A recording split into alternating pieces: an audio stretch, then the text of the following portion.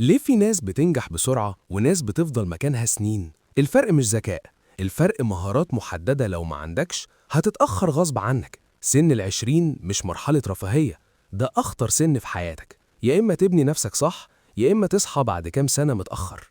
في الفيديو ده هقولك أهم مهارات لو اتعلمتها دلوقتي هتشكر نفسك طول عمرك. مهارة التعلم الذاتي، أهم مهارة في القرن ده إنك تعرف تتعلم لوحدك. مش شهادة، مش كلية، لكن تعرف تدور، تفهم وتطبق. أي مهارة تانية هتيجي بعد كده هتتعلمها أسرع بسبب المهارة دي. مهارة التواصل، تعرف تتكلم، تعرف تعبر عن رأيك، تعرف تقنع. التواصل هو الفرق بين شخص ذكي قاعد مكانه وشخص عادي بس بيعرف يتكلم وبيكسب فرص. مهارة رقمية تجيب فلوس، مش لازم تكون مبرمج، لكن لازم يكون معاك مهارة أونلاين، كتابة، تسويق، مونتاج، تصميم. المهارة دي ممكن تكون باب دخلك الأول وانت صغير. إدارة الوقت والانضباط، مشكلتنا مش قلة وقت، مشكلتنا إننا بنضيعه.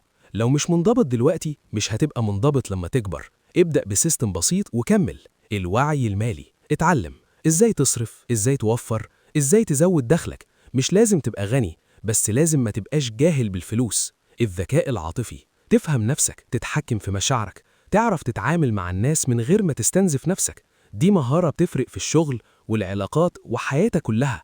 لو انت في العشرين فانت لسه في البداية، بس البداية دي ممكن تحدد كل اللي جاي. ابدأ بمهارة واحدة بس وكمل فيها للنهاية.